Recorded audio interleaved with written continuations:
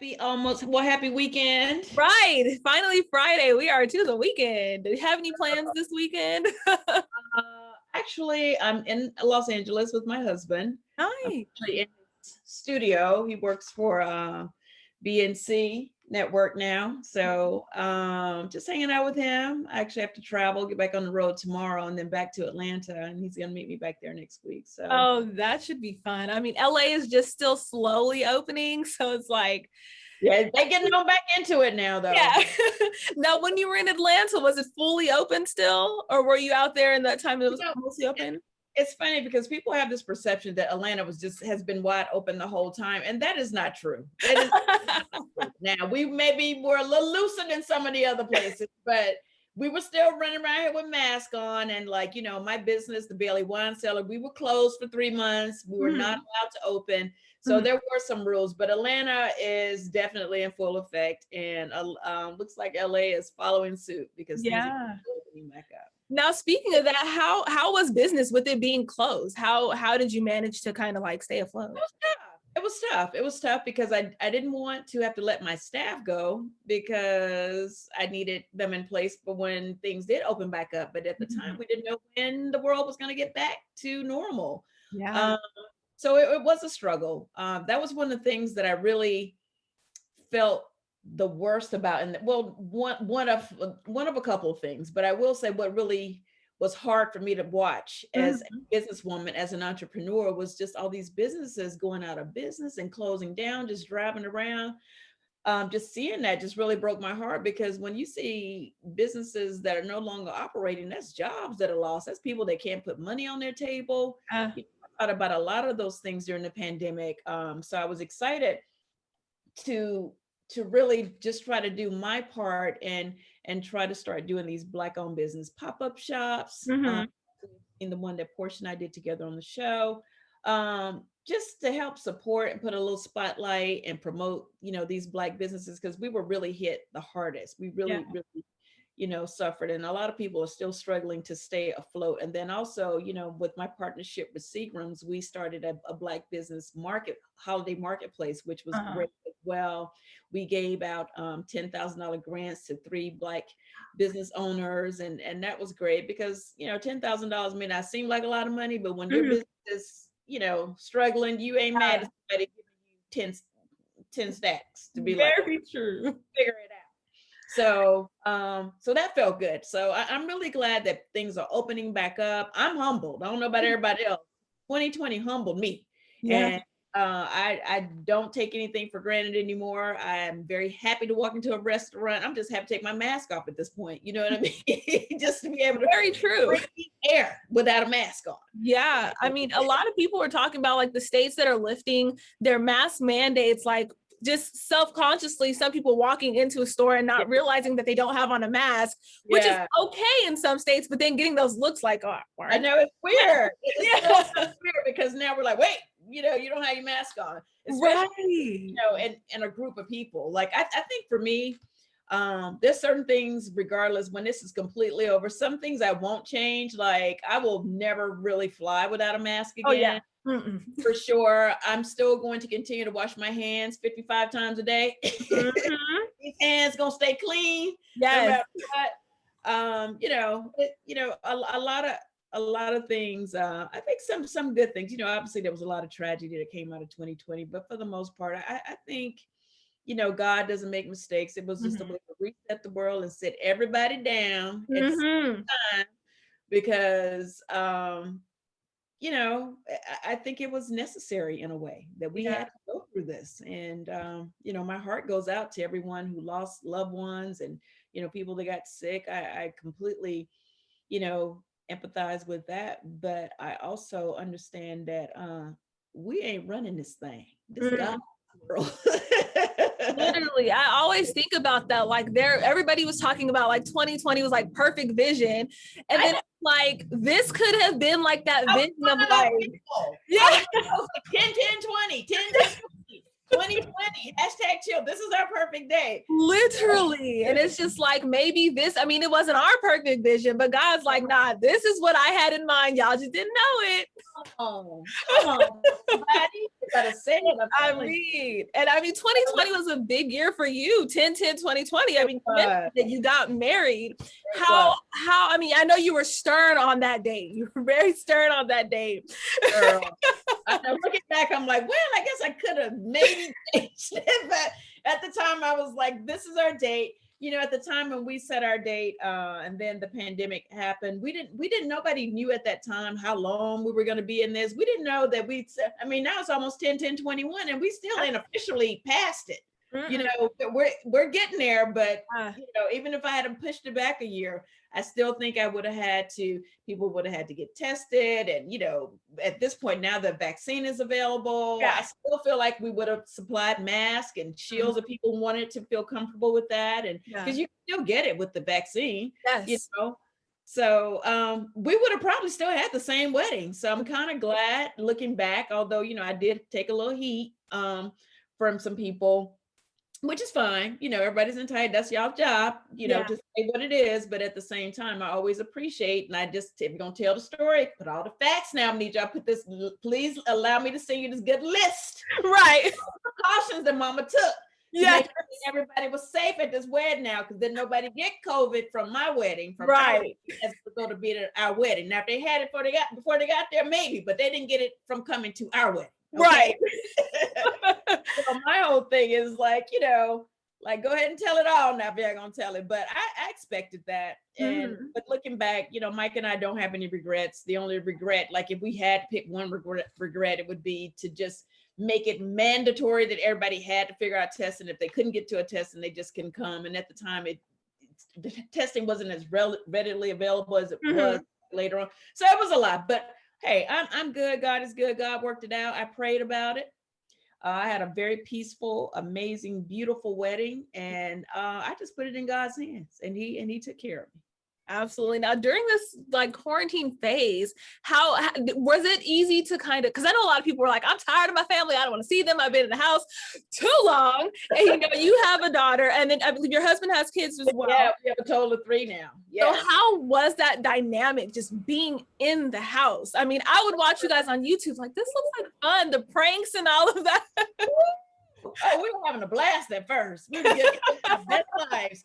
Because, you know, it was honestly a blessing to just be able to be at home with all of our different schedules. Because, you know, our girls aren't kids. Like, they're like, you know, the youngest is 18 and Ashley and Noel are 21.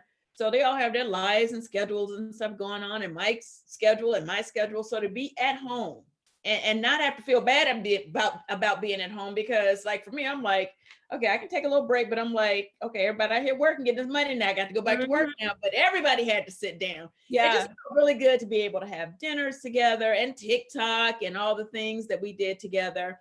And then it's like, you know, we have a nice place out here in LA, but it ain't the Taj Mahal, child. It ain't like we got all the space. Okay, after a while, we started to be on top of each other. It was like, right. You know, just things that, you know, when stuff starts to irritate you, that would never irritate you if you weren't stuck together. Like, over here just having arguments about dumb stuff now. Yeah. Because we stuck in the same house together. We got to get out this house. Literally. So like any other family, after a while, we got on each other's nerves. And, you know, we were very happy to take some time apart when we could. You know, I remember Mike drove me to the airport because I had to go back to get ready to start filming Housewives. I don't even think I could buy to anybody. I just was like, I'm gone. Catch me on. Hey, I'm gone, please. So, but looking back, it was good times. And, you know, again, you know, we're like everybody else. We go through our ups and downs too. Yeah. Now you went back to Atlanta and you guys were filming in the height of a lot of stuff. Of course, like the Black Lives Matter protests, and especially in Atlanta, it was at an all-time high. And then of course, having to deal with that through the pandemic. How did that really affect you? Well, you know, first of all, I thought it was really important that we talk about Black Lives Matter, like on whatever spectrum. You know what I'm saying? I thought it would be crazy to film the show and just act like that the movement didn't happen. You know what I'm saying? So, kudos to everyone for their involvement. Portia was out there on the forefront with the Breonna Taylor case. We all did our own things, whether they showed it on the show or not. So, we're Black people. We got Black kids, everybody, every time I see a case where a Black person's being pulled over, and just that whole fear, like as a Black woman, I'm a Black woman. I don't think I'm an intimidating looking Black woman, but I literally freak out when I see blue lights behind my car, because I'm like, oh my God, all of a sudden I'm like, do I have my license? Do I have my registration? Are there any drugs in the car? I don't even do drugs. I'm looking for drugs. Like, let me make sure I'm good. Yeah, for real. You just get like paranoid, and this is a really bad feeling to have to live with. And it was important for us to keep that conversation going. And we still, like 2020, that was the beginning of the movement, but we've always been in the movement. We have to keep this conversation going on whatever, whether I'm on a reality show, in real life, like this is just something, just as Black people, we have to demand justice and equality for ourselves as a people, because we deserve that. And there's no reason for us in 2021 to be sitting here being afraid of whether or not we're going to get a good cop or a bad cop when we get pulled. If we're going to make it home, if our kids are going to make it home, are we going to live, all of that stuff. So, but anyway, going back to the show. So I thought it was very important to talk about that. And then for me, we didn't know, I was grateful to go back to work, just to have a job. A lot of people didn't have jobs after the pandemic. A lot of people lost their jobs. And the fact that, kudos, I'm so grateful to Bravo that they figured out for us to be able to safely, now we had to shut down a few times because you can't control like 80 people on a show. And anytime somebody tested positive, then we just shut down, and they did everything. And that was expensive for them to do, but they did it because they wanted to make sure that everybody was good. So thank God that we were able to actually bring you guys a season 13 and do it as safely as we could. So I was very grateful for that, because at the end of the day, it's TV for you guys, but it's actually our job and money, like income for us. And I mean, and you're one of the original OGs of the show. Could you imagine, had you not started off with the show, what life would be like now? I know, right? Well, you know what? It's funny. I'm not one of the originals. I actually came on season 3, but I've been around long enough. It's been long enough. I mean, I think after 10 years, I guess I can call myself an OG, right? Absolutely. Yeah. So, what was your question? Did I think what was like what could you imagine how life would be now had you not 10 seasons ago signed up? I did. You know what? I can't imagine, because first of all, when I started the show, I couldn't imagine being on a reality show, and now I can't remember what it was like when I wasn't on one. Right. It's been a great journey for me. It's been incredible. I've tried to be smart about using this platform. I've started a business every year that I've been on the show. It started with the Bailey Agency School of Fashion, to latest is my Bailey wine cellar. The only year that I didn't do a business was during COVID, because I couldn't do one. I've tried to hold myself with class and integrity throughout this journey. I've tried to, have good friendships with people and be a fair, reasonable person. Don't always work out for me, but every friend is not meant for me. I just gravitate to who will have me, and who won't, then if it's just not to be, I'm not going to force friendships. I'm not going to do that. I'm just too old, and it just is not that serious. Either we connect or we don't connect. And if we start connecting, that's okay too, because everybody's not meant to be a part of your journey your whole life. Sometimes people are supposed to be for a season, you know what I'm saying? And no pun intended, like literally just even though there's been some, but okay. So it's been good, but I never imagined, just growing up in Alabama, like looking at my life. I remember, it seems like yesterday, I got on my first flight ever to New York City to pursue my modeling career, which I didn't think, I thought, okay, I'll give this a try and see if that works out. Maybe a year or two I could do this if I'm lucky, and that went on to be years and years and years. And the same thing is with the show. Like I kind of went into it thinking, oh, okay, well, I'll give this a try. And then honestly, I was a little discouraged after first season because they wore me out. Okay. Yeah. I was like, oh my God, this is crazy. It's like this is what I'm coming into. Basically, let me get this straight. Okay. I just got married. My marriage is already falling apart. We've lost all that money, and all these girls hate me, basically. Like said the meanest stuff, like, do I want to do this? Right. But then it's like, the minute I came on the show, I was like literally like driving Noelle to school. She was 8 years old. She's 21 now. And I remember going through the McDonald's drive-thru. She used to always like to get that little sausage biscuit and an orange juice. And literally I was on the show one time the night before. And that Monday we drove through the drive-thru, and the lady that was ringing us up was like, oh my God, I just saw you on TV last night. You're the model of Real Housewives. I was like, I cannot be known that quickly. Like I cannot be famous overnight. Like I've heard of that, but that's not possible. Literally, it was famous overnight. And at that point, I was like, once you become famous, it's hard to become unfamous. So it's like, all right, well, you know what? I don't know what's going to happen for season 2, but now Mama got her cherry popped and I'm ready to go. Let's go. See what happens. And I mean, you guys, I think your season or your franchise in Atlanta is unique compared to all the other ones, because this is one of the original, like where we see all these Black women making things happen and making things work. So a lot of times, of course, there's like New York and there's New Jersey and there's Potomac, of course, now where we get to see more Black strong figures. But Atlanta was like the original, where it was just like people like us, we're seeing, live everyday life. So have you been able to kind of be more of an inspiration to people who are just like, I see me in you on TV? Oh, absolutely. One of the fun things about the show, like remember like Sex and the City? Like pick out your character, even though there wasn't even a Black character on the show. I was like, I would be this person on that show. A lot of people looked at our show for many, many years, and they're like, okay, I'm the Cynthia of that show. I'm the Mimi in this group. I'm the Candy in this group. You know what I mean? So we do provide, of course, we provide the drama, but we do provide, I think, a lot of inspiration and motivation, because a lot of us, most of us came from very humble beginnings. I know I did. I never thought I would end up on television. And to be able to be living my dream, women look at us like, wow, if they could do it, then, maybe I could do something else. Maybe I could do something different.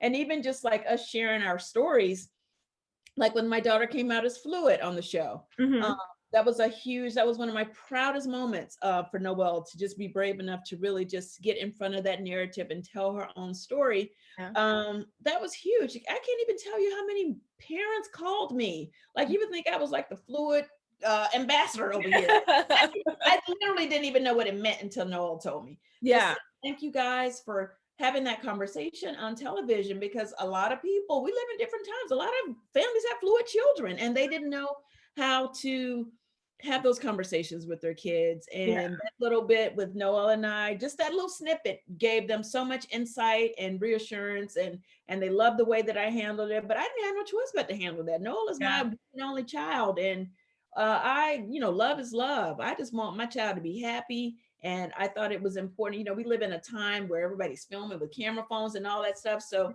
for me, the only reason why I even encouraged her to tell her story on the show was so that, when you're a reality star, when we don't show something on the show and you guys find out about it outside the show, you guys seem to feel like we're hiding it. And I didn't want, Noelle or any of the gay community to feel like Noelle was not proud to be who she is. And so I was like, you know what, this is an opportunity for you to tell your story, get in front of it, and own it and love it. And it was really powerful. She got a lot of great feedback and support. Now there's a lot that you guys are leading up to. So season 3, or the part 3 of the reunion just aired. Yes, part 3, which in itself is a lot. I mean, every reunion is just like, oh my gosh, what's gonna happen? There's something new. There's always a memeable moment from each season. So for you, what has been one of your, over the seasons and over the reunions that you've done, what has been one of your favorite memes, whether it was your meme or just a meme from somebody in general? Oh, God. Wow. I mean, I hadn't seen all the memes, but I'm sure I've missed something. I know that there had to be something from like the most epic thing that happened this past season was my bachelorette party that Candy threw for me. Mhm. I mean, when I say I was so talking about Bolo, if I do one more interview about Bolo, Yeah. so that was definitely a pretty iconic moment. Like everybody, I literally had girlfriends who are married calling me saying, "Okay, I'm gonna divorce my husband so I can get married again, so I can have a bachelorette party like yours." Oh my goodness. Yeah, so it was crazy, but just over the years in general, I don't know. There's so many good ones, and those memes and stuff. Nene has a bunch of good memes. Yeah. Kenya has a bunch of good memes. I don't know. It's too many to say. Yeah. Now Yeah, you but I just posted something on my social media. This actress did a whole reenactment thing of all our different personalities, some of the original girls. And uh-huh. funny because I'm very known for like talking with my hands. I'm always like, da, da, da, da, da. So she got all our little idiosyncrasies down, and it was pretty funny. It's on my social media if you want to like check it out. Oh my gosh, yes, I need to go look at that. No, when I tell you would get your life, it went viral already. Like it was crazy.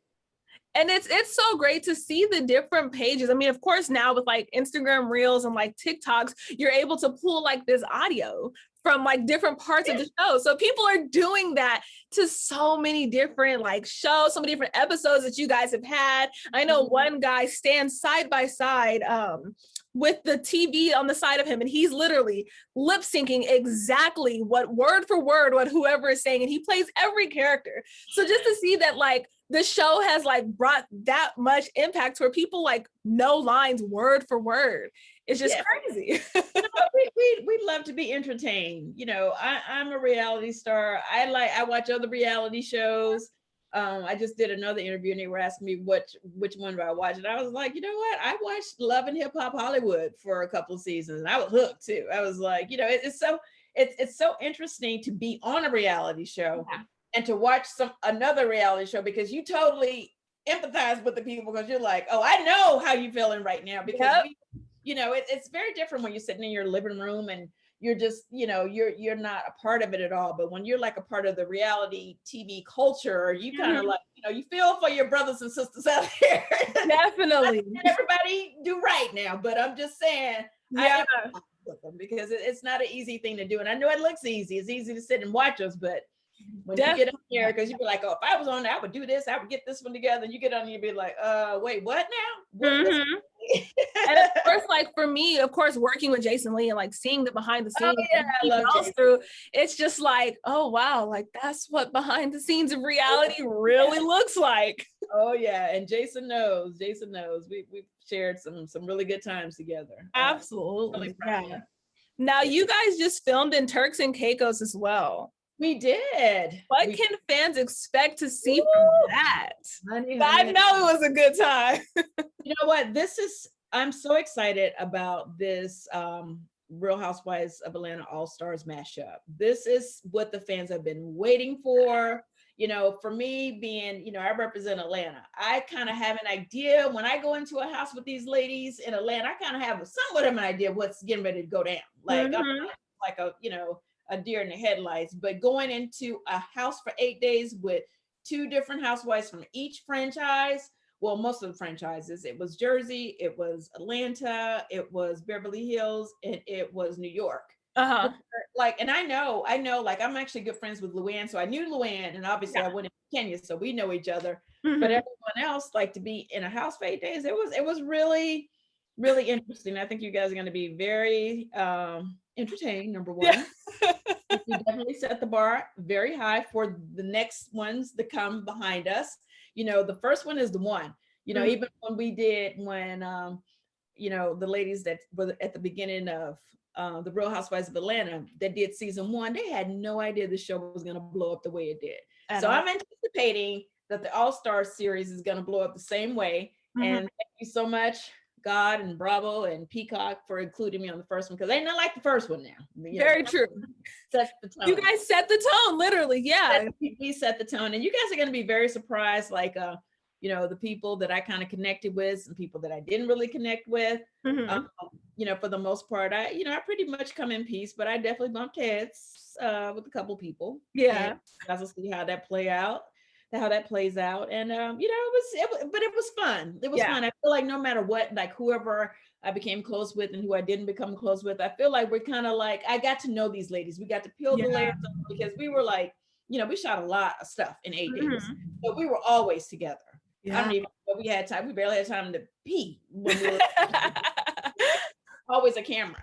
So I feel forever bonded to these ladies that I shared this experience with. And I think you guys are going to really enjoy it. It's very different from the other Housewives shows because this is what you're going to love. I can share this with you. Okay, this is what makes it different, because I was asking this when they asked me to do it. I was like, what's going to make it different other than the fact that it's different Housewives? What made it different is we really broke the fourth wall all the time.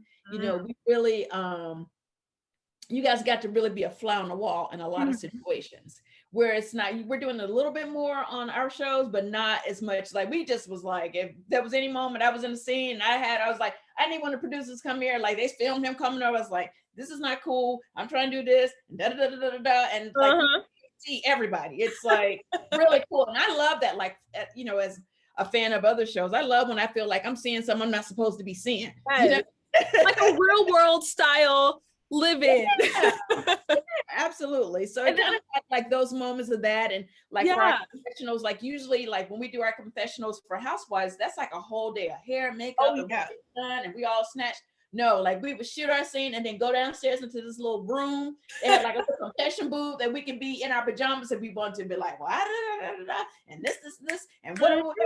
So it's really kind of cool. And of course, you guys are in Turks and Caicos. Beautiful place. Turks and Caicos. And the house, the villa was very, very nice. I mean, I was like, I will go and argue with any 8 people anytime they want me to. Right? Where do I sign up? Where are we going next? Exactly. Now, do you foresee yourself doing any other spinoffs? You know what? That comes up a lot. I need balance. And we film Housewives. We do a lot of episodes, and we usually shoot that show about 6 months out of the year. Oof. And I'm not gonna lie, child. The last day of filming, when them cameras leave and the little white production van goes up the hill, I'm like, woo! Thank you. Right. Because now I can have time to focus on other things. For me, when I'm in something, like that's my focus is really Housewives. When I'm doing Housewives, it's hard for me to focus on my other businesses and just even my family, my husband, because I'm so like the show. I'm pretty neutral for the most part, so that means I shoot the most. I go support everybody. If I was a villain, I'd be like, oh well, the villain ain't invited to this and that. Right. And but Miss Bailey Hill, I goes to work, honey, because I support everybody, because I'm usually in a pretty good place with everyone. So I would love to at some point when it's the right situation, but for me it's just I can't imagine going from one show then going right back into another filming another show. Like I actually need a break. I need to reset, reboot. I need my spiritual, like, let me just sit down and burn some incense and reflect on what has happened this season. Literally. I need a minute. Yeah. So for me, I have not pitched a show as of yet, but I think the right show, I would definitely pitch and do it, but it would have to be something that I would have time to focus on and really do. So we'll see. Now, we know season 14 hasn't been announced yet, or it's not even been renewed yet. What do you expect if it is renewed? What do you expect to kind of show your fans that you've been doing leading up until season 14? I have always shown just my life. I've always been very transparent. You guys saw me get married the first time. You guys got to see a little bit of me get married the second time because they were not able to film it, but you guys did get to see a little bit of it. For me, getting married is step 1. Staying married is step 2. Now I got to actually be a wife and do all these things. And, because I really want to, get old with this man. This is my happily ever after. And I don't want to go through another divorce. And I don't want to, I'm 54 years old. Like, I don't want like this. I'm trying to make this work. Yeah. So a lot of my focus will be definitely on family. And, And Mike and I have projects, and we have a show that we're working on together that actually was postponed due to COVID that I can't wait to tell you guys about. We can't really tell you guys right now, but right on Hollywood, telling y'all when we can talk about it. Yes.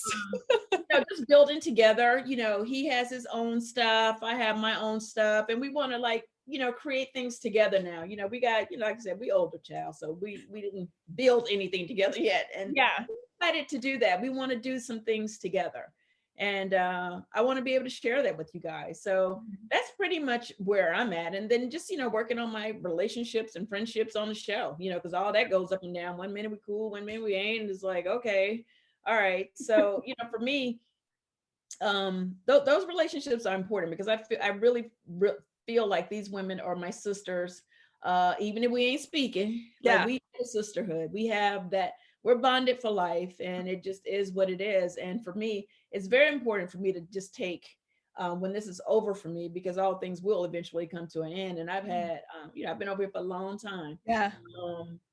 When I do transition into the next thing, I want to look back on this and really feel like I did the best I could do. I never sold my soul and became somebody that I wasn't. I'm Cynthia. This is the person that I was. When they casted Cynthia Bailey, they got Cynthia Bailey. And I never changed from being Cynthia Bailey. Now, 50 Cent may come out every now and then if you come get her. But right. Sometimes it's necessary. Hey, only 50 Cent always on deck. Okay. Yes. And that's just what it is. But I like being Cynthia Bailey, now Hill. And just being able to just look back on this, it's like this is my life, this is my journey, but I'm also making memories. This is like, when I get older, I'm gonna look back and be like, damn, remember that time I used to be on a reality show? I can't believe I was doing all these things. Watching on demand. Hey, it's the journey, it's the blessing, and me being able to just look back and be proud of what I was able to contribute to this franchise, because we're like iconic at this point. Like, people live for the Housewives. It's bigger than us. Like, I forget, like, sometimes, and then I'm like, in Whole Foods with my husband, and a group of women are freaking out, and I'm like looking around stuff trying to see what happened. Somebody like, who's and they're looking at me like, oh my God, #chill. Like, they know everything. Yes. Like, all our little silly stuff we do on Instagram, they're like, 10, 10, 20. Like, they just know it all. I'm like, this is unbelievable. Season 14, I'm just like, I could only imagine, of course, some new relationships are going to be on there. But I can't wait to see what happens, if there's anybody new that comes on. And new blood is always good. But it's interesting, because the fans, they like new people to come on, but they also like some of the old people to come back too. A lot of people want Phaedra to come back, and this one and that one, and then it's like, the ones that are on here, are we going to be back? Like, you just never really know, which direction the show is going to go. But I will say, for me, I'm in a place of peace. However it goes, it's never my will. It's always God's will be done. It's in God's hands. And I hope, it's always great to have the option to the opportunity to do different things. But at the end of the day, for me personally, I always have to ask myself spiritually, where I'm at in my life, is this right for me? Is this, life has changed. The world has changed. I've changed, so, it's always that come to Jesus moment. Oh, that's my husband calling. Sorry. Sorry about that. Like, no, it was like, totally okay. Like, anyway, you know what? Hey, 2020 taught me, live life to the fullest. Don't take anything for granted. Every part of my journey, with whatever it is, the good, the bad, the ups, the downs, the peaks and the valley, I'm grateful for it all, because it has made me the woman that I am today. And I still got a lot of work to do, whether it's on Housewives or not. I still got there's still a lot more to me than you guys have had an opportunity to see. And I'm excited. I'm excited to share, like, my life, and just, I want to do things for other people. Like, what I mean? It's just, I just want to look back on my life and just feel like, what, that was fun. That was fun. And, this person, I changed this person's life by doing this, that, and the other. Those are the moments that I'm excited about. Absolutely. And I can't wait to keep following along because it's just seeing the amount of vulnerability that you give the fans is absolutely amazing. So thank you for letting us into your life. Oh, you're so welcome. And thank you for such a pleasant interview. I didn't know. I was like, oh, it's gonna be a messy interview. I don't really feel No, not with me, not at all. Well, I love you. You know, I love my brother Jason. Love you too. Yes. I don't you know, I address things when I have to, but I actually like to operate from a place of peace and just talk about things that I think are important. So thank you for your great questions and your good energy and spirit. And you know, until we talk again, which I hope will be soon. Yes, very soon to talk about what you have in the works. So yes. All right, enjoy your weekend. Thank you. Enjoy your massage. I am.